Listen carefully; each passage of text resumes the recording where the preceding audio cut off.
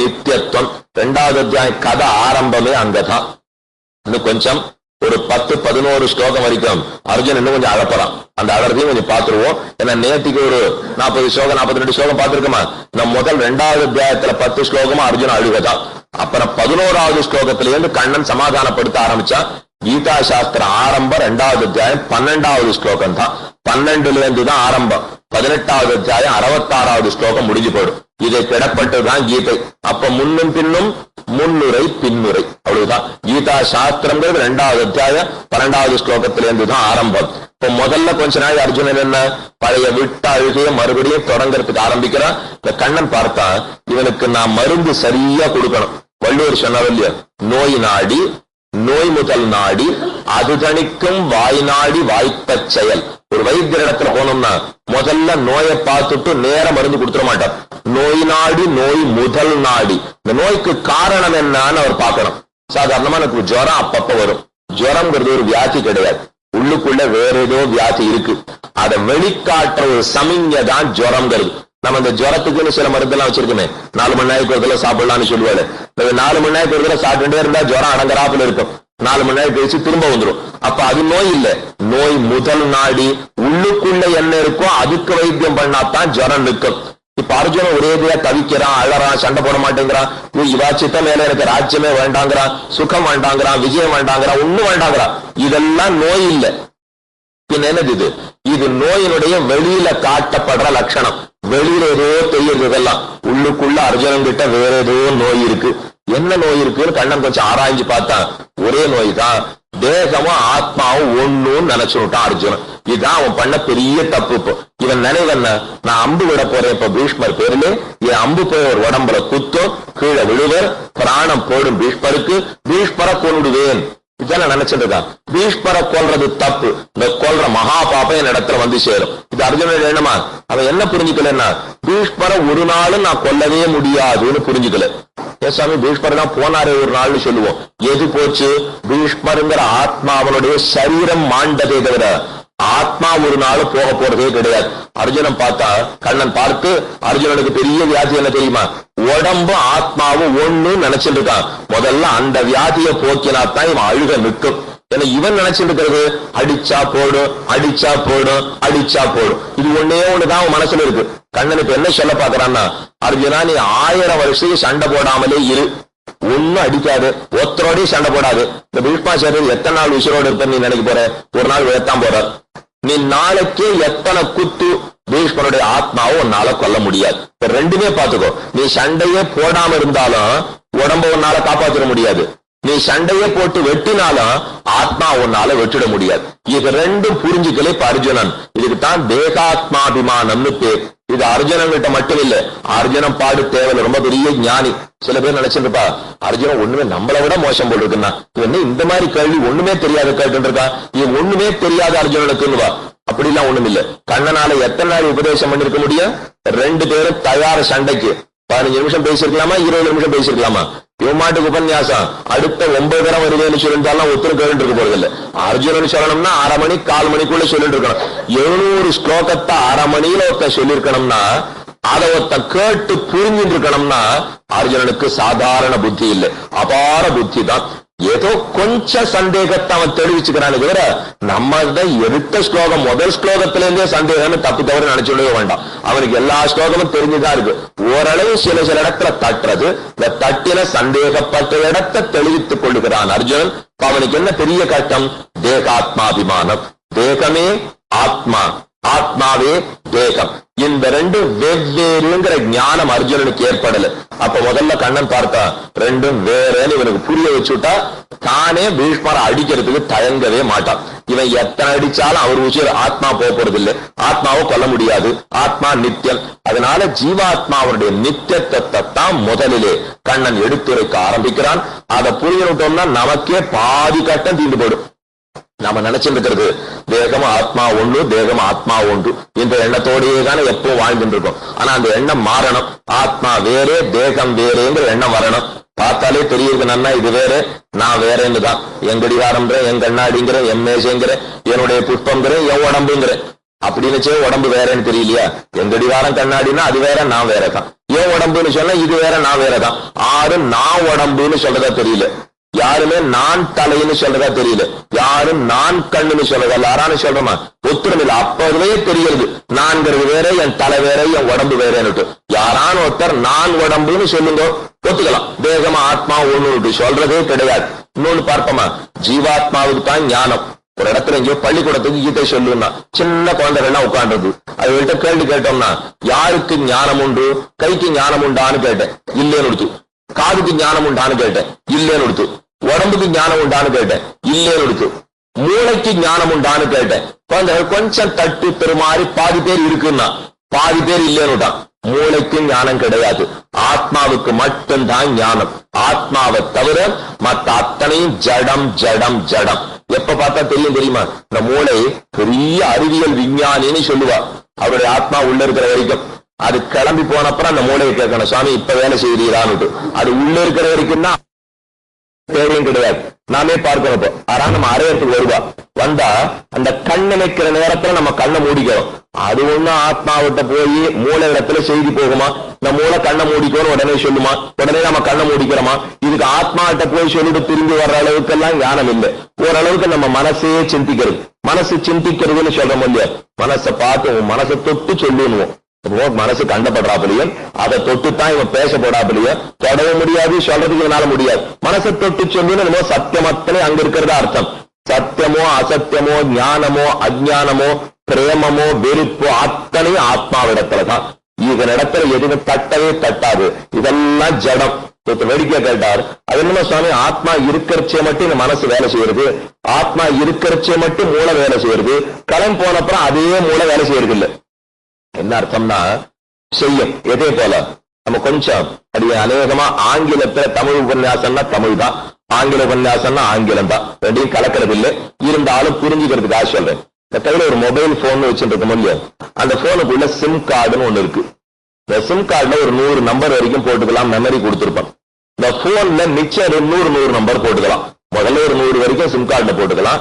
இன்னொரு 100 வரைக்கும் போன்ல போட்டுக்கலாம். ரெண்டையும் ஸ்டோர் பண்ணி வச்சிருவோம். அதே இந்த சிம் கார்டை கொஞ்சம் வெளியில எடுத்து கீழே வச்சிருங்க. வச்சுட்டு அந்த போன்ல இன்னொரு 100 நம்பர் இருக்கு இல்லையா, அந்த நம்பரை கூப்பிட பாருங்க. இன்சர்ட் வேலிட் சிம் கார்டுன்னு வரும்.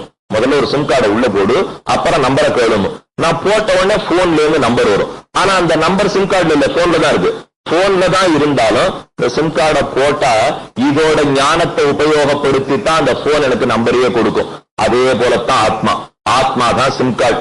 மொபைல் போன்ல ஒரு 100 ஸ்டோர் பண்ணி வச்சிருக்கிறதா மனசு மூளையும். அது உள்ள வந்ததுன்னா தான் இது வேலை செய்யும். அது உள்ள வெளியில போயிடுச்சுன்னா இதுல இருக்கிற நம்பரை வெளியில நம்மளால கொண்டவே முடியாது. அதுக்கப்புறம் மனசு வேலை செய்யுமா? அப்புறம் மூளை வேலை செய்யுமா? எதுவுமே வேலை செய்யாது. ஆத்மா இருக்கத்தான் ஞானம். ஆத்மாவை தவிர மத்த அத்தனையும் ஜடம். இந்த ஞானம் முதல்ல நமக்கு பிறக்கணும் இல்லையா? இதுக்குத்தான் முயற்சிக்கிறான் கண்ணன். நித்திய ஆத்மா, ஆத்மாவின் நித்தியத்துவம், தேகத்தின் அனித்தியத்துவம் இரண்டையும் உபதேசிக்கிறான் எம்பெருமான். அதுக்கு முன்னாடி கொஞ்சம் ஒரு 10 ஸ்லோகம் வரைக்கும் அர்ஜுனனுடைய அழுகதான் மறுபடியும் அதை முதல்ல சாதிக்கிறார். தம் ததா கிருபயாவிஷ்டம் அஸ்ரூபூர்ணா குலேக்ஷணம். 2வது அத்தியாயம் ஆரம்ப ஸ்லோகம். தம் ததா கிருபயாவிஷ்டம் அஸ்ரூபூர்ணா குலேக்ஷணம் விஷேதந்தமிதம் வாக்கியம் உவாச்ச மதுசூதனா. மதுசூதனனை பார்த்து தெரிவிக்கிறான் என்னன்னு. முதல்ல இவனுடைய அழுகை. தம் ததா கிருபயாவிஷ்டம், கிருப்பையால மூடி கிடக்கிறான் அர்ஜுனன். கிருப்பைனா தேவையில்லாத இடத்துல ஆசை வச்சுக்கானோ இல்லையோ, அந்த கிருப்பை இவனை நன்னா மூடி கொடுத்து. தம் ததா கிருபயாவிஷ்டம் அஸ்ரு பூர்ணா குலேக்ஷணம். அஸ்ருனா கண்ணு, கண்ணீர். இந்த கண்ணீர் கொட்டிண்டே இருக்கு. கண்ணீரால நிரம்ப பெற்ற கண். தம் ததா கிருபயாவிஷ்டம் அஸ்ரு பூர்ணா குலேக்ஷணம் விஷீதந்தன் இதம் வாக்கியம் உவாச்ச மதுசூதனா. விஷீதந்தன் நடுங்கிறது உடம்பு. அவனுக்கு ரொம்ப துன்பப்படுகிறான். அவனை பார்த்து மதுசூதனா உவாச்ச, மதுசூதனன் சொன்னான். மதுசூதனன் கண்ணனுக்கு மதுசூதனன் திருநாமம். மது கைத்தவர்கள்ங்கிற அசுரர்களை கொன்றவன். இந்த 2 அசுரர்களை கொன்னதுனாலே மதுசூதனன் கண்ணனுக்கு திருநாமம். இப்ப என்ன சொல்றாருன்னா, அந்த அசுரர்கள்லாம் கொன்னது இருக்கட்டும், பேயாட்டம் பிடிச்சிட்டு இருக்க அர்ஜுனன துன்பம். இதை இப்ப கொல்லட்டும். அதனாலதான் மதுசூதனகாங்கிற என்னைக்கும் அசுரனை கொன்னது இருக்கட்டும், இப்ப அசுரன் அர்ஜுனனை பிடிச்சு ஆட்டின் இருக்கிற துன்ப பேய், பயப்பேய், அதெல்லாம் இப்ப கொல்லணும் கண்ணன். அதனாலதான் மதுசூதனன் பார்த்து சொல்றதுக்கு ஆரம்பித்தான். ஸ்ரீ பகவான் உவாச்ச குதஸ்துவா கஷ்மலமிதம் விஷமே சமுபஸ்திதம் அனார்யஜுஷ்டம் அஸ்வர்க்கம் அகீர்த்திகரம் அர்ஜுன கிளைப்யம் மாஸ்மதம் அப்பார்த்த நை ஏதது த்வயுபபத்யதே க்ஷுத்ரம் ஹிருதய தௌர்பல்யம் த்யக்தோத்திஷ்ட பரந்தப. இது ரெண்டும் கண்ணனுடைய அழகான வார்த்தை. யாரெல்லாம் மனசு உடைஞ்சு போயிருக்காளோ அவ எல்லாருக்கும் இதுதான் வார்த்தை. அர்ஜுன் இப்ப மனசு உடஞ்சு போயிட்டான, உடம்பு வியாதி பாதி மடங்கு தேவையில்லை, 4 மடங்கு சேர்த்துக்கலாம். மனோவியாதி வந்துடுத்துனா அதை ஜெயிக்கிறது ரொம்ப சிரமம். அதைத்தான் இப்ப கண்ணன் அர்ஜுனனை பார்த்து பேசுறான். குதஸ்துவா கஷ்மலமிதம் விஷமே சமுபஸ்திதம். குதஸ்துவா உனக்கு போய் என்னமாக கஷ்மலமிதம். கஷ்மலம்ங்கிறது இது சென்னையில இந்த பாஷை அடிக்கடி நீங்க எல்லாம் கேள்விப்பட்டிருக்கலாம். அதை பத்தி அந்த பாஷை இங்க இல்லை, இப்போ இது சம்ஸ்கிருத கஷ்மலம். அது ஏதோ அவ சென்னை கீழே வச்சிருக்கிற பாஷை. குதஸ்துவா கஷ்மலமிதம் விஷமே சமுபஸ்திதம். இங்க கஷ்மலம்னா தாழ்ந்த மனது ஒடிந்து போகிற தாழ்ந்த அபிப்பிராயம். அதைத்தான் கஷ்மலம். கள்ளத்தக்க சொல்லு, ரொம்ப தாழ்ந்த சொல்லு. குதஸ்துவா இந்த தாழ்ந்ததுக்கு அர்ஜுனா உங்ககிட்ட எப்படி வந்ததுன்னு தெரியலையே. குதஸ்துவா கஷ்மலமிதம் விஷமே சமுபஸ்திதம். எந்த இடத்துல வரக்கூடாதோ அங்க வந்துருத்தே அர்ஜுனா, உங்ககிட்ட இது வந்திருக்க கூடாது. ஒரு ஏழை ஒண்ணுமில்லாதவன் வாசல்ல படுத்துட்டு இருக்கான், அவன் இந்த மாதிரி அழுதான்னாலும் என்னால புரிஞ்சுக்க முடியும். காண்டீபத்துக்கே வில், வில்லுனாலே அர்ஜுனன், போர்னாலே அர்ஜுனன், கத்திரியன்னாலே அர்ஜுனன். ஒரு வில்ல எடுத்தான்னா சவ்யசாச்சின்னு அர்ஜுனனுக்கு பேர். வலது கையில வில்ல பிடிச்சுன்னு இடது கையால் அம்பு விட தெரியுமா, இடது கையில வில்ல பிடிச்சுன்னு வலது கையால் அம்பு விட தெரியுமா. இந்த சக்தி யாருக்குமே கிடையாது உலகத்துல. ராமன் கூட ஒரு கையால தான் விடுவான். அதாவது ராமன் ஒரு கையால விடுவனா சக்தி இல்லைன்னு அர்த்தம் இல்லை, பழக்கப்படுத்திக்கல ராமனத்தை. ஆனா அர்ஜுனனை பொறுத்த வரைக்கும் 2 கையிலும் வில்ல பிடிக்க தெரியும், 2 கையால அம்பையே தெரியும். இப்பேற்பட்ட வில்லாளி அர்ஜுனா உங்ககிட்ட இது எப்படி வந்ததுன்னு தெரியலையே. இப்போ குதஸ்துவா கஷ்மலமிதம் விஷமே சமுபஸ்திதம் அனார்ய ஜுஷ்டம். ஆரியர்கள்னா பெரியோர்கள், அனார்ய ஜுஷ்டம் பெரியவர்கள். இந்த மனசு கெட்டு போறதை ஒத்துக்கவே மாட்டா அர்ஜுனா. அனார்ய ஜுஷ்டம் அஸ்வர்க்கம். இது உனக்கு சொர்க்கத்தை வாங்கி கொடுக்க போறதுன்னு நினைச்சிட்டு இருக்கியா? கண்டிப்பா உனக்கு மேலுலகத்தையும் பெற்று கொடுக்காது. அகீர்த்திகரம். சரி, இந்த ஊர்லயான நல்ல பேர் கொடுக்க நினைச்சிட்டு இருக்கியா? கண்டிப்பா இல்ல. அப்போ பெரியோர்களே இதை ஒத்துக்க போறது இல்லை, அந்த உலகத்துக்கு உன்னை அழைத்து செல்ல போறது இல்லை, இந்த உலகத்திலையும் நல்ல பேர் வாங்கி கொடுக்க போறது இல்லை. பின்ன எதுக்கு தான் இந்த கஷ்மலம் உன் மனசுல வந்ததுன்னு எனக்கு தெரியல. இப்போ அனார்ய ஜோஷ்டம் அஸ்வர்க்கம் அகீர்த்திகரம் அர்ஜுனா குதஸ்துவா கஷ்மலமிதம். இது எப்படி உன்னிடத்துல வந்தது? வேலை சாதிக்கிறான். கிளைபியம் மாஸ்மதம பார்த்த ஏதது த்வயி உபபத்யதே. கிளைபியம் கிளீபனுடைய தன்மை. கிளைபியம் கிளீபம்னா அலி, அலின்னு சொல்றோம் இல்லையோ, அலி ஆணும் இல்லாமல் பெண்ணும் இல்லாத அலிங்கிறமே, அதுக்கு கிளீபன்னு பேர். கிளீபன் அலித்தன்மை கிளைபியம். இந்த அலியோட தன்மை அர்ஜுனா புருஷோத்தமன் உங்ககிட்ட எப்படி வந்தது? ஒரு க்ஷத்திரிய புருஷன் இடத்துல அலித்தன்மை வரலாமா? கிளைபியம் மாஸ்மதம பார்த்த. கிளீபனுடைய தன்மைக்கு போய் ஊன்றாது. ஏதது த்வயி உபபத்யதே. த்வயி உன்னிடத்தில், ஏதது நம் மனசோடிஞ்சு போயிருக்கிற தன்மை ந உபபத்யதே சேரவே சேராது. இதோ தாழ்ந்தவனுடைய தன்மை உன்னிடத்துல போய் இது வந்து சேரலாமா? ஏதத்தை உபபத்யதே க்ஷுத்ரம் ஹிருதய தௌர்பல்யம் த்யக்தோத்திஷ்ட பரந்தப. க்ஷுத்ரம் ஹிருதய தௌர்பல்யம்னா மனசு துர்பலமா இருக்கிற தன்மை. த்யக்த்வா உத்திஷ்ட, அத முதல்ல தொலை. உத்திஷ்ட எழுந்திரு. பரந்தப எதிரிகளை தப்பிக்க செய்கிறவனே. பரந்தபான எதிரிகள் அத்தனை பேரும் அம்ப எடுத்தான்னா எரிய ஆரம்பிச்சிருவாளாம். கண்ணை ஆச்சரியப்படுறான். நீ அம்ப எடுத்து எதிரிகள் எரிஞ்சு நான் பார்த்திருக்கேன், நீயே ஒன்ன கண்டு எரிஞ்சு நான் பார்த்ததே கிடையாது. இப்பதான் முதல் தர பாக்குறேன். தத்தோத்திஷ்ட பரந்தப. முதல்ல இந்த மனசு துர்பலமா இருக்கிறத விடு, எழுந்திரு, சொன்னபடி கேளு. இதுதான் அர்ஜுனன். சில பேர் ரொம்ப அழுகுண்டே உட்காந்துருப்பா, முதுகுல ஓங்கி கொடுக்கணும், எழுப்பினாத்தான் எழுந்திருப்பா. இல்லைன்னா நம்ம பாட்டுக்கு மயிலே மயிலே இறகு போடுன்னா அதெல்லாம் போடவே போடாது. கொடுக்கிற இடத்த கொடுத்துத்தானே எழுப்பணும். அதனாலதான் ஓங்கி சொல்லிட்டான். ஒரு க்ஷத்திரியன் அர்ஜுனன் ராஜா, அந்த ராஜாவை பார்த்து இந்த மாதிரி பேசினா பேசாம இருப்பனா? ஒரு கிளீபன் ஆலியனுடைய தன்மை அர்ஜுனன் இடத்துல கூடாதுன்னு சொன்னா எவ்வளவு குத்து இருக்கும் அதுன்னு அர்ஜுனனை பார்த்து தெரிஞ்சுக்கணும். நம்மளை பார்த்து சொன்னா நம்ம ஒண்ணுல தொடச்சு போட்டு போடுவோம். அர்ஜுனனை பார்த்து அந்த வார்த்தை சொல்றான் கண்ணன். கிளைபியம் மாஸ்மதம பார்த்த ஏதத்தை உபபத்யதே. இது உனக்கு சேரவே சேராது. முதல்ல இதை தொலை. தத்வா உத்திஷ்ட பரந்தப. 3வது ஸ்லோகம் முடிந்தது. அடுத்த அர்ஜுன உவாச்ச 4வது ஸ்லோகத்திலே இவன் மறுபடியும் தம் வருத்தத்தை சொல்ல ஆரம்பிக்கிறான். இத்தனை அவன் வருத்தத்தை பார்த்தோம். வருத்தத்தை மாத்தணுங்கிறதுக்காக கண்ணன் ஒரு தட்டு தட்டி எழுந்துருன்னு சொல்ல பார்த்தான். வேண்டாம், இந்த மனசு துர்பலமா இருக்க விடாது, கீழே போச்சுன்னா உற்சாகத்தை மட்டும் விட்டுடவே கூடாது, இருக்கிற நாள் கொஞ்சம் அதுக்குள்ள உற்சாகமா இருக்க பழகிக்கோ. சில பேர் வருத்தப்பட்டு காலத்தை கழிச்சுடுவா. இருக்கிறது 40, 50, 60 இதுக்குள்ள கொஞ்சம் சிரிச்சுன்னு ஏதோ ஊருக்கு நல்லதாக 4 காரியத்தை பண்ணி போலாம். அதுக்குள்ள 1000 சண்டை சச்சரவு, நீயா நானா, இந்த சம்பிரதாயமா அந்த சம்பிரதாயமா, 1000 வம்பு. இந்த வம்புகள் எதுவும் 1 2 இருக்கிறதே இல்லை. கண்ணன் ரொம்ப சாமர்த்தியக்காரன் பெருமான். இந்த எல்லாத்துக்கும் இந்த வம்பு தும்பி எதுக்கு ஏற்பாடு பண்ணி வச்சிருக்கான் தெரியுமா? இதெல்லாம் இவர் பொழுத போக்கி என்னை பத்தி தெரிஞ்சுக்காமலே இருக்கட்டும். இது கண்ணன் போட்டிருக்கிற பெரிய வலை. இந்த வலையில நாம மாட்டிக்க போறோமா இல்லையாங்கிறதுதான் கேள்வி. இப்போ ஸ்மார்த்தர்களுக்கும் வைஷ்ணவர்களுக்கு சண்டை, வைஷ்ணவர்கள்ல தெங்கலையாருக்கும் வடகலையாருக்கும் சண்டை. இந்த சண்டையெல்லாம் ஒண்ணு ஒன்னா போட்டு இருக்குமா? இந்த ஒன்னொன்னும் பகவான் எதுக்கு ஏற்படுத்தி வச்சிருக்கான் தெரியுமா? கொஞ்ச நாள் இதுல போ, என்ன மறந்து போடுவோ இல்லையோ, கொஞ்ச நாள் இங்க போ, என்ன மறந்து போடுவோ இல்லையோ, எல்லாரும் என்ன நினைக்க ஆரம்பிச்சு மோட்சத்துக்கே வர ஆரம்பிச்சுட்டா இட நெருக்கடி ஜாஸ்தி ஆயிடும். அதனால கிட்ட பெருமான் விடுறதே கிடையாது. நாம புரிஞ்சுக்க வேண்டியது என்ன? இதெல்லாம் நீ போட்டிருக்கிற வலையில காலை வச்சுட மாட்டேன். எங்க பூர்வாச்சாரியர்கள் இந்த வலையில காலை வைக்காத்துக்கு வழி சொல்லி கொடுத்திருக்கா. அந்த வழியில நடந்து உன்னை நான் அடையிறேனா இல்லையாப்பா? இதுதானே அவனுக்கு நமக்கு நடக்கிற ஒரே போட்டி, ஆனந்தமான போட்டி. இந்த போட்டியில தான் மனசு இருக்கணுமே தவிர உலகத்து போட்டியில மனசு இருக்கவே கூடாது. அவனோட நமக்கு போட்டி. நம்ம வச்சு அழுத்தறதுக்கு அவன் படுற பாடு கிடையவே கிடையாது. இங்க இருந்து நான் கிளம்பித்தாவேங்கிறதுக்கு நாம் படுற பாடு. இதுல கொஞ்ச நாள் மட்டும்தான் பரீட்சை பண்ணுவான். நம்ம நிச்சய புத்தியோட இருக்கோன்னு தெரிஞ்சுட்டா அவன் பண்ற ஒத்தாசை வேற யாருமே பண்ண மாட்டா. அதுக்கப்புறம் முதல்ல பெருமான் பரீட்சை பண்ணி பார்ப்பேன், இவன் எந்த வழி போறானா, சரியா போறான்னு. சரியாத்தான் போவன். எத்தனை துன்பம் கொடுத்தாலும் மாற போறதில்லை. தெரிஞ்சு விட்டான்னா அப்புறம் துன்பம் கிடையவே கிடையாது. எம்பெருமான் நேர தன் திருவடி சேர்த்து கொள்ளுகிறான். அதனாலே இதெல்லாம் வச்சு அழுத்தறதுக்கு வழி. இந்த மனசு துர்பலமா இருக்கிறது, சண்டை சச்சரவு, இதெல்லாம் அழுத்துறான் இல்லையோ. சொல்லி பார்த்தான் அர்ஜுனனுக்கு கண்ணன். ஒண்ணு கேட்கறதால அர்ஜுனன் அவன் மறுபடியும் தான் வருத்தத்தை சொல்றான். கதம் பீஷ்மம் அகம் சங்கே துரோணஞ்ச மதுசூதன யுஷுபி பிரதியோத்ஸ்யாமி பூஜாருகா வரிசூதன. இந்த இடத்துல மதுசூதன, நேற்றுக்கு மதுசூதனாங்கிறது இன்னைக்கு சொல்றேன்னு சொன்னேன்னா இந்த சப்தம் ரொம்ப முக்கியம்.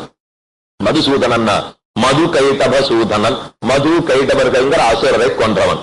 என்ன கேட்கிறா இப்ப அர்ஜுனன் கண்ணனிடத்திலே? கதம் பீஷ்மம் அகம் சங்கே, பீஷ்மாச்சாரியரை நான் யுத்தத்திலே எப்படி எதிரிடுவேன்? கதம் பீஷ்மம் அகம் சங்கே துரோணஞ்ச மதுசூதன. ஒருத்தர் துரோணர், ஒருத்தர் பீஷ்மாச்சாரியர், ஒருத்தர் உறவுக்காரர் பாட்டனார், இன்னொருத்தர் வில்வித்தை சொல்லிக் கொடுத்த ஆச்சாரியன். இது நன்னா இருக்கே, பாட்டனாரையும் ஆச்சாரியனு கொல்ல சொல்றது. இவா 2 பேரும் என்னால சண்டை போட்டு கொள்ள முடியுமா? யுஷுபி பிரதியோத்ஸ்யாமி, சண்டை போடுறது அழகு. யுஷுபிகின்னா வில்லு அம்புகளாலே, பிரதியோத்ஸ்யாமி எப்படி வாழ் அம்பால வேற என்னால அடிக்க முடியும். பூஜாருகா வரிசூதனா, பூஜைக்கு தகுந்தவர்கள் 2 பேரும். நித்தியம் கார்த்தாலே சாயங்காலம் அவ திருவடிகள்ல நான் புஷ்பத்தை போட்டு அர்ச்சனை பண்ணணும். அதை பண்ணாது இத்தனை நாள் தள்ளினதே மகாபாபம்.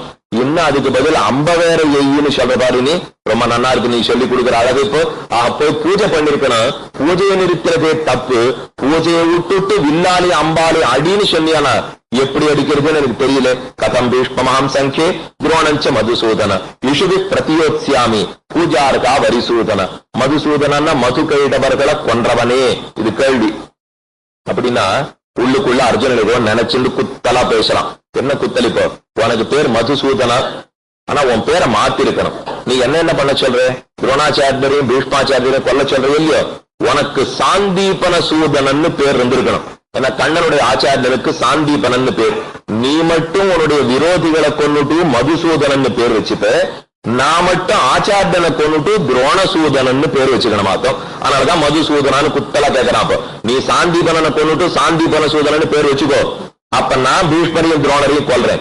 நீ மட்டும் பகைவர்களை கொண்டுட்டு நல்ல பேர் வாங்கிட்டு போயிடுவேன். நான் மட்டும் ஆச்சாரியனை கொண்டுட்டு இப்ப கெட்ட பேர் வாங்கிக்கணுமா? அதனாலதான் மதுசூதன ஹரிசூதனான்னு கேட்டான். அதுக்கப்புறம் 5வது ஸ்லோகம். குரு நஹத்வாஹி மகானுபாவான் ஸ்ரேயோ போக்தும் பைக்ஷம் அபீகலோகே ஹத்வார்த்த காமாம்ஸ்து குருநிகைவ புஞ்சீய போகான் ருதிர பிரதிக்தான். அழகான ஸ்லோகம். குருன் அஹத்வாஹி, குருன் குருக்களை, அஹத்வா கொன்று, மகானுபாவான் மகானுபாவர்களான என்னுடைய குருக்களை கொன்று, ஸ்ரேயோ போக்தும் பைக்ஷமபீக லோகே, அதை விட பைக்ஷம்ங்கிறது பிச்சை எடுக்கிறது. ஸ்ரேயா லோகே, என் குருக்களை கொண்டு நான் சம்பாதிச்சு அனுபவிக்கிறத விட உலகத்துல பிச்சை எடுக்கிறது எனக்கு மேல். அதனால நான் பிச்சை எடுத்தான்னு வாழ்ந்துக்கிறேன் கண்ணனே, என் குருக்களை நான் கொல்றதா இல்லை. இந்த வார்த்தை தான் கண்ணனுக்கு ரொம்ப கோபத்தை மூட்டுடுத்து. பிச்சை எடுக்கிறதுன்னு ஆறு பேசுறது, ஒரு கத்திரியன் பேசுற பேச்சாது அர்ஜுனா, உன்னை பிறந்ததுக்கு தகுந்தாப்பல நடந்துக்கோன்னு முதலே சொல்லிட்டு இருக்கேன். அதை மட்டும் மறந்துட்டு நம்ம இவாளை கொண்டதை விட நான் பிச்சை எடுத்துக்கிறேன், நான் பண்ணி கிடந்துக்கிறேன், நான் போய்க்கிறேன், இது எல்லாம் கிளீபனுடைய வார்த்தை. எல்லாம் அலி பேசுறாப்பல அர்ஜுனா நீ பேசுறீங்க தவிர ஒரு கத்திரியன் பேசுற பேச்சா நீ பேசுறதா தெரியலையே. குரு நகத்வாகி மகானுபாவான் ஸ்ரேயோ போக்தும் பைக்ஷம் அபீக லோகே ஸ்ரேயா, எனக்கு நல்லது ஆச்சாரியர்களை கொள்றதை விட ஊர்ல பிச்சை எடுக்கிறதே மேல்னு தோன்றது. இன்னொரு அழகப்பாரு, ஹத்வார்த்த காமாம்ஸ்து குரு நிகைவ, ஹத்வா அர்த்த காமாம்ஸ்து குருன்னு. இந்த எதிர இருக்கிற குருக்களுக்கெல்லாம் எதுல ஆசைப்பாரு கண்ணனே. நான் நினைச்சேன் தர்மத்துலதான் பீஷ்மருக்கு ஆசைன்னு, தர்மத்துலதான் துரோணருக்கு ஆசைன்னு, தர்மத்துலதான் கிருபருக்கு அஸ்வத்தாமாவுக்கு ஆசைன்னு. ஆனா அர்த்தத்துல ஆசைப்படத்து எனக்கு எதிரா வந்து நின்னுட்டாள் இவள்லாம். அர்த்தம்னா பணம் காசு. இவள்லாம் இந்த துரியோதனனை எதுக்கு ஜெயிக்க விடணும்னு பாக்குறா? ராஜ்யத்தை தக்க வச்சுக்கிறது தானே. எந்த ஆச்சாரியர்கள்லாம் பரம வைராக்கியம் படைத்தவர்கள் நல்லோர்கள் என்ன நினைச்சிருந்தேன்னா அவர்களுக்கே ராஜ்யத்தில் ஆசை போலையே. இப்படி நான் நினைச்சிருந்த நினைவெல்லாம் தப்பா போனப்பறான் ராஜ்யத்துல இருக்கிறது எனக்கு எண்ணமே இல்லை, நான் காட்டுக்கே போறேன்னுட்டான். இவன் எதுனால கோபம் வந்து சண்டை போடுவன்னு கண்ணன் நினைக்கிறானோ அதனாலெல்லாம் இவன் நான் ஓடி போயிடுறாங்கிற அர்ஜுனன். இவன் என்ன நினைக்கணும்? ஆச்சாரியர்களை ரொம்ப வசதியா நினைச்சிருந்தேன், இவெல்லாம் ஆசையே இல்லாதவான் நினைச்சிருந்தேன், இவ ஆசைக்காக எதிர நிற்கிறாளா கொண்டுதான் மறுவேலை இப்படின்னு பேசுவன்னு கண்ணன் எதிர்பார்த்தான். இவன் என்னடான்னா மொத்தமா மாத்தி விட்டாப்ப சொன்னா, நான் ஆசையே இல்லாதவான்னு நினைச்ச ஆச்சாரியர்களே ஒழுங்கா நடந்துக்கல கண்ணனே, இனிமே நான் இருந்தே பிரயோஜனம் இல்லை, போயிட்டு வரேன் அப்படின்னு கிளம்புறது. எதெல்லாம் மனசு மட்டும் துர்பலமா போடுத்துன்னா எல்லாத்தையும் எதிர்மறையாவே சிந்திக்க ஆரம்பிக்கும். எந்த ஒரு சின்னதும் நமக்கு ரொம்ப பெரிய தப்பா படுறதுக்கு ஆரம்பிக்கும். ஒரு சின்ன சலனத்தை கூட நம்மால தாங்கிக்கிறதுக்கே முடியாது. அதெல்லாம் சாட்சி இந்த அர்ஜுனன் தான். இப்போ ஆச்சாரியர்கள் இப்படி போய் சொத்து காசப்பட்டு சண்டை போட வந்துட்டாலே, ஹத்வா அர்த்த காமாம்ஸ்து குரு இகைவ புஞ்சீய போகான் ருதிர பிரதிக்தான். அப்படி ஆசைப்படுற ஆச்சாரியர்களை கொன்னு இப்ப இப்படி வேற பேசுறான் அர்ஜுனன். சொல்றான் அர்த்தத்தை அவதான ஆசைப்பட்டான். கண்ணனே உண்மையான கத்திரி என்ன பண்ண தெரியுமா? குரு என்ன சொல்லி கொடுத்திருக்காரோ அவருக்கு தட்சிணை கொடுக்கணும். இப்ப இந்த குருக்கள்லாம் எனக்கு சொல்லி கொடுத்திருக்காரா? அவ எதை எதிர்பார்க்கிறா? ராஜ்யத்தை. இந்த ராஜ்யத்தை அவளே நான் தட்சிணையா கொடுத்துடுறேன், அவளே வச்சுட்டு காக்கணும், நான் ஓடி போடுறேன். இது மறுபடியும் ஓடுறதுக்கு எத்தனை வழி உண்டோ அதையே பார்க்கறான் அர்ஜுனன். இப்ப புஞ்சிய போகான் அவர்களை கொன்னு ருதிர பிரதிக்தான், இந்த கையில ரத்தக்கரை படைஞ்சிருக்கும் இல்லையா, இந்த ரத்தக்கரையோட ராஜ்யத்தை ஆள்றதுக்கு எனக்கு எண்ணம் இல்லை கண்ணனே, விட்டுடு, நான் சண்டை போடுறதா இல்லை. 5வது ஸ்லோகத்துல சாதித்தான். அதுக்கு மேல 6வது ஸ்லோகம், நச்ச ஏதத் வித்பிஹி கதரன்னோ கரீயா யத்வா ஜயேம யதிவானோ ஜயேயுஹு. கண்ணன் ஒரு கேள்வி கேட்டான் அர்ஜுனனை. கேள்வி நடுவுல இல்லை, ஆனா அடுத்து வர்ற ஸ்லோகத்தை பார்த்தா இந்த மாதிரி கண்ணன் நினைச்சிருக்கணும், அதனால இப்படி பதில் வர்றதுன்னு தெரிஞ்சுக்கலாம்.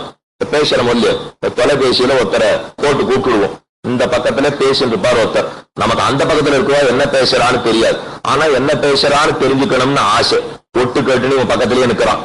இவர் பதில் சொல்றதை வச்சு அவர் அப்படி கேட்டிருக்கணும், அவர் அப்படி கேட்டிருக்கணும், இந்த மாதிரி கேட்டதுக்கு இந்த பதில் சொல்றாருங்கிறானோ இல்லையோ.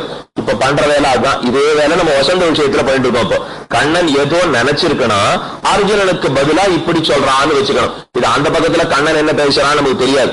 அர்ஜுனன் பதில் மட்டும்தான் இப்ப நம்ம காதுக்கு விழுறது. அர்ஜுனன் சொல்றான், நச்ச ஏதத்பிஹி கதரன்னோ கரீயா யத்வா ஜயேம யதிவா நோ ஜயேயுஹு.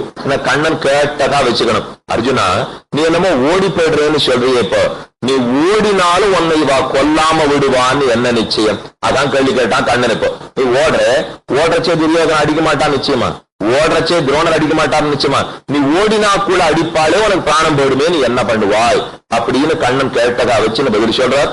நச்ச ஏதத்பிஹி கதரன்னஹா கரீயா, எது உயர்ந்தது தாழ்ந்தது, எது எனக்கு நல்லது எது பொல்லாது கண்ணனே எனக்கு தெரியல.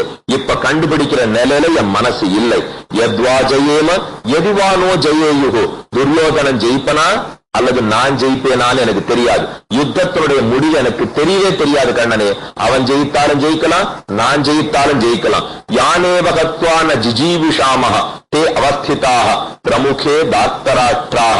யானேவ ஹத்வா, யாரையெல்லாம் கொன்னு ந ஜிஜீவிஷாமஹ, என்னால உயிரோடு இருக்கவே முடியாதோ அந்த பெரியோர்கள்லாம் தார்த்தராஷ்டிராக, திருத்தராஷ்டிர குமார் குமாரர்களின் பக்கத்தில் எதிரே நிற்கிறார்கள். அவர்களை கொண்டு என்னால வாழ்வது முடியாது. அடுத்து 7வது ஸ்லோகத்திலே கார்பண்ய தோஷோபகத ஸ்வபாவः பிருச்சாமித்வாம் தர்ம சம்மூட சேதாக யச்ரேயாஸ்யான் நிச்சிதம் ப்ரூஹிதம் மே சிஷ்யஸ்தேகம் சாதிமாம் துவாம் பிரபன்னம். இதுதான் அழகான ஸ்லோகம். அர்ஜுனன் எனக்கு நல்லது சொல்லுன்னு கேட்கிற ஸ்லோகம் இதுதான். மற்ற எல்லா இடத்துலயும் அழுதே தீட்டுட்டான். எனக்கு நல்லது சொல்லுலாம் அவன் கேட்கவே இல்லை. இந்த ஸ்லோகத்துலதான் எனக்கு வேண்டியதை சொல்லுன்னு கேட்கிறான் அர்ஜுனன். கார்பண்ய தோஷா, இந்த கிளீபனுடைய தன்மை இருக்கும், மனசு துர்பலமான தன்மை, அதனால என்கிட்ட ஒண்ணுமே இல்லை, ஒண்ணுமே முடியாது அப்படிங்கிற எண்ணத்தை தான் கார்பண்யம்னு சொல்லுவா. கார்பண்ய தோஷா அபிஹத ஸ்வபாவா, என்னுடைய ஸ்வபாவம்ங்கிறது கார்பண்யத்தால கீழே பிடிச்சு இழுத்திருக்கு. ரொம்ப என் மனசு தாழ்ந்த நிலையில இருக்கு. இப்போ கார்பண்ய தோஷோபகத ஸ்வபாவா பிச்சாமி ஸ்வாம் தர்ம சம்மூட சேதாக. தர்ம சம்மூடம், எது தர்மம் எது அதர்மம். சம்மூடம்னா ஒண்ணுக்கு இன்னொன்னு தான் நினைச்சுன்றோம் இல்லையோ, அதுதான் மூடர்கள் சம்மூடர்கள்னு சொல்லுவா. தர்ம சம்மூட சேதாக, என் மனசு குழம்பி போயிருக்கு. இப்போ எது தர்மம் எது அதர்மம்னு எனக்கு தெரியல. அதனால பிரிச்சாமித்வாம், உன்னை பார்த்து நான் கேட்கிறேன். உலகத்துக்கே நல்லது சொல்றதுக்காகத்தான் நீங்க வந்திருக்காய். அப்பேற்பட்ட உன்னை பார்த்து கேட்கிறேன் கண்ணனே. என்னுடையச்ரேயாஸ்யான் நிச்சிதம் ப்ரூஹிதம் மே சிஷ்யஸ்தேகம் சாதிமாம் துவாம் பிரபன்னம். நான் உனக்கு சிஷ்யன், உன்னிடத்துல அடிபணிஞ்சு கேட்கறதுக்கு வந்திருக்கேன். யச்ரேயா, ஸ்ரேயஸ்னா சிறந்ததுன்னு அர்த்தம். எது ஸ்ரேயாஸ்யான், எனக்கு எது சிறந்ததோ, யச்ரேயஸ்யான் நிச்சிதம் ப்ரூஹிதம் மே, அதை நிச்சயப்படுத்தி எனக்கு சொல்லு. எனக்கு எது ஸ்ரேயஸ்ன்னு கண்டுபிடிக்கிற நிலையில நான் இல்லை. இப்போ என் மனசு ரொம்ப தாழ்ந்து கொடுக்க இல்லையோ, ரொம்ப சந்தோஷமா இருக்கிறச்சே வாக்கு கொடுக்க கூடாது. ரொம்ப மனசு தாழ்ந்த நிலையில இருக்கிறச்சே கண்டிப்பா எந்த முடிவையும் எடுக்கவே கூடாது. இது ரெண்டுமே கூடாது. இந்த இடத்துல ஒண்ணு தெரிஞ்சுக்கலாம். இன்னொரு இடத்துல தசரதன் ரொம்ப சந்தோஷமா இருந்தான். விஸ்வாமித்திரர் உள்ள வந்தாரோ இல்லையோ, உள்ள வந்த உடனே தசரனுக்கு ஒரே ஆனந்தம். நீ என்ன கேட்கறியோ கேள்வி கொடுக்குறேன்னு விட்டான். உடனே விஸ்வாமித்திரர் கொடு ராமனை நான் போய் யாக சம்ரட்சணம் பண்ணோம்னார். ராமனை கொடுக்க மாட்டேன்னு ஆரம்பிச்சான். வால்மீகி உடனே எழுதி வச்சார், சந்தோஷப்படச்சே மட்டும் வாக்தானம் பண்ணவே பண்ணாதுன்னு. ரொம்ப சந்தோஷமா இருக்கும். அந்த சமயத்துக்கு ஆறான ஏதான வந்து கேட்டார், இதென்ன சுவாமி எத்தனை மடங்கு வேணா பண்றேன்னு விடுவோம். அப்புறம் வீட்டுக்கு போய் உட்கார்ந்த பிறகு என்னமோ கேட்டார், வேற ஒத்து விட்டேன், இதை எப்படி பண்ண போறேன்னு தெரியலையான்னு அழறதுக்கு ஆரம்பிப்போம். அதனால சந்தோஷமா இருக்கச்சே வாக்கு கொடுக்காது, துக்கமா இருக்கச்சே எந்த முடிவையும் எடுக்கவே எடுக்காது. ஏன்னா துக்கமா இருக்கிற மனசு ஒசந்த எண்ணத்தை கொடுக்கவே கொடுக்காது. அதுதான் அர்ஜுன் பிரார்த்திக்கிறான், எனக்கு எது நல்லது தீயதுன்னு தெரியல, எனக்கு எது நல்லதோ அது உனக்கு தெரியும்.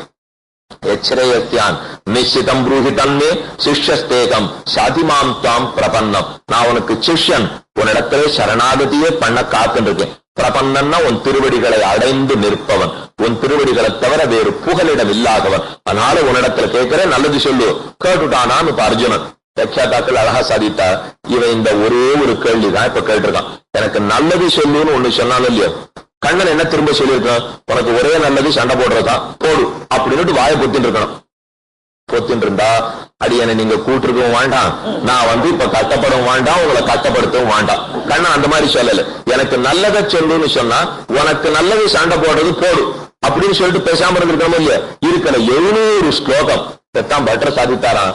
நல்லது சொல்லுன்னு அர்ஜுன கேட்டானோ இல்லையோ, தனக்கு தெரிஞ்ச அத்தனை நல்லத்தையும் சொல்லிட்டான் கண்ணன். அதான் கண்ணன் இடத்துல இருக்கிற பெரிய சுபாவம், வள்ளல் தன்மைன்னு சொல்ற மாதிரி ஔதாரியம். ஒரு பெரியவன் கொடுக்கறதுக்கு ஆரம்பிச்சுட்டான்னா அவனை நிறுத்தறதுக்கு ஒத்தராலே முடியாது. அண்டாளுக்கு தான் போஷரத்துல சாதித்தாள், ஏற்ற கலங்கள் எதிர்பொங்கி மீதளிப்ப மாத்தாதே பால் சொரியும் வள்ளல் பெரும் பசுக்கள் ஆற்றப்படைத்தான். மகனே அறிவுராய் ஊற்றமுடையாய் பெரியாய் உலகில் தோற்றமாய் நின்ன சுடரே துயிலடாய் மாற்றார் உனக்கு வலிகளெந்துன் வாசற்கண் ஆற்றாது வந்துன் அடிபணியுமா போலே போற்றியாம் வந்தோம் புகழ்ந்து ஏலோர் எம்பாவாய். இந்த பாசனத்தை என்ன சொல்றா, எல்லாம் கோகுலத்துல கறவமாட்டை பத்தி. ஆனா கறவையும் இல்லை மாடும் இல்லை, அர்த்தத்தனையும் கீதார்த்தம் ரெண்டு என்ன சொல்றாள்னு பாப்போமா. ஏற்ற கலங்கள், கோகுலத்துல பசுமாட்டை கறக்க ஆரம்பிக்கிறோம். கீழே கொண்டு பாத்திரத்தை வைப்போம். பாத்திரத்தை வச்சுட்டு மடிய ஒரு தரம் பிடிச்சு விட்டா போறோம், அப்புறம் கறக்கவே வேண்டாமா. ஏற்ற கலங்கள் எதிர்பொங்கி மீதளிப்ப, இந்த பால் கொட்ட ஆரம்பிக்கிறது மடியிலேருந்து பாத்திரம் நிரம்பி வழியறதுக்கு ஆரம்பிச்சுடும், பால் கொட்டிண்டே இருக்கும். ஏற்ற கலங்கள் பாத்திரம் குறைஞ்சு போகலாமே தவிர மடியில பால் குறையே குறையாதான். கோகுலத்துல அத்தனை பால் இருக்கும். வாங்கிக்கிறதுக்கு பாத்திரம் இல்லைன்னா பாத்திர குறைவு, பால் கொட்டுறது நிற்கவே நிற்காது. அப்படின்னு என்ன அர்த்தம் தெரியுமா, வந்து கேட்டுக்கிறதுக்கு சிஷ்யர்களுக்கு குறைவு இருக்கலாமே தவிர ஆச்சாரியனிடத்துல அர்த்தத்துக்கு குறைவு கிடையவே கிடையாது. ஆச்சாரியர்கள் தான் பசுமாடு, அவள்கிட்ட இருக்கிற அர்த்தம் தான் பால், வந்து வாங்கிக்கிற பாத்திரம் தான் சிஷ்யன். இந்த வைக்கிற சிஷ்யன் குறைஞ்சு போனாலும் போலாமே தவிர ஆச்சாரியனிடத்துல விஷயத்துக்கு குறைவே கிடையாது இல்லையோ. கேட்டா போறோம், மடிய பிடிச்சு வச்சா பால் கொட்டுறது இல்லையோ. அதே போலத்தான் கண்ணன் தான் இப்ப பசுமாடு. மடிய பிடிக்கிறாப்பல் அர்ஜுனன் ஒரு கேள்வி கேட்டான், எனக்கு எது நல்லதோ அதை சொல்லுன்னு. பால் கொட்டிண்டே இருக்கு 700 ஸ்லோகம், பால் நிக்கலையே. எனக்கு நல்லது கேளுன்னு உடனே இப்ப நாம யாரையானு போய் கேட்போம். அவளை ஒரு கேள்வி